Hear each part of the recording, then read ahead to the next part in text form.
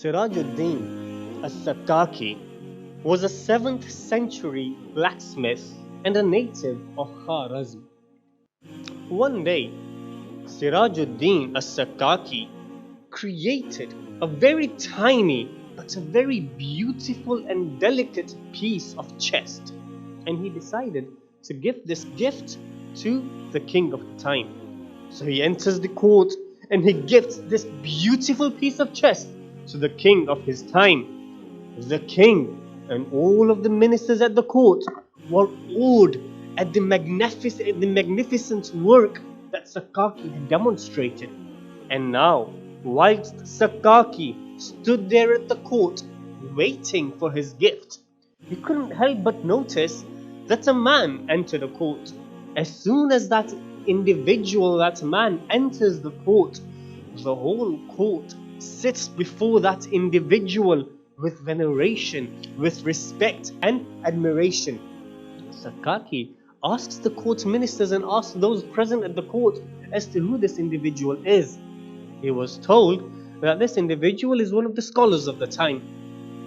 Upon hearing this, Sakaki lamented at his own profession and decided there and then that he also wants to become a scholar of the time. As soon as Sakaki leaves the court, he goes towards a school. And as he enters the school, he asks the teacher if he is now permitted to enter the school as a student. The teacher looks at him and he says, Sakaki, you are 30 years of age. You are a blacksmith. I highly doubt you'll be able to amount to much. Why are you wasting your time and our time? Why don't you go back?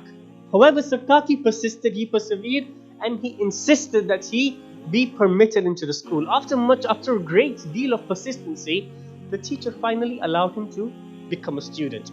Now here starts the journey of Sakaki. And he studies day in, day out. One of the things that Sakaki was given to memorize, now as any other student, his memory wasn't as powerful as other people's is. But anyway, Sakaki was given a homework. He was asked to memorize a particular Shafi'i religious ruling. And he was told to go home, memorize this, and come tomorrow and state it. What was the ruling? The teacher said that the skin of the dog can become pure by means of pounding. So here it is, Sakaki goes home and he tries to memorize this line, regurgitates it night in, night out. The following day he comes forward and the teacher asks him at once, Sakaki, recite the line. And Sakaki at once in his confusing said that the dog said that the skin of the teacher can be pure by means of pounding. The whole class, including the teacher, started bursting out in laughter. Sakaki was ridiculed, he was embarrassed. He wandered and he left the school and he wandered through the forests and through the roads. 10 years of studying, of efforts have not yielded any result. Rather, it brought upon him embarrassment and ridicule. As Sakaki was wandering around the forest, he came across a slab of stone.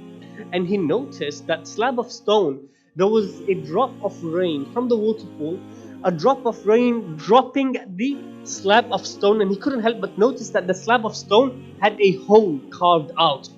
And he studied the stone for a while and he said to himself, surely my heart isn't as hard as this stone. Surely if rain can make an imprint within the stone, then surely drops of knowledge can make an imprint within my own heart.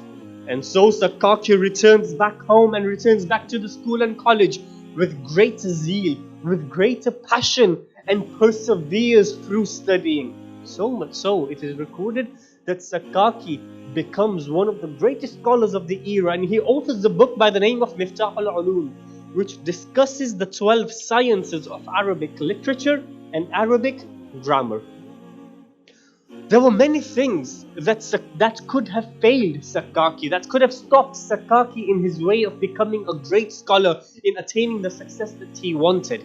What is it then which made Sakaki so useful and so successful in whatever he did?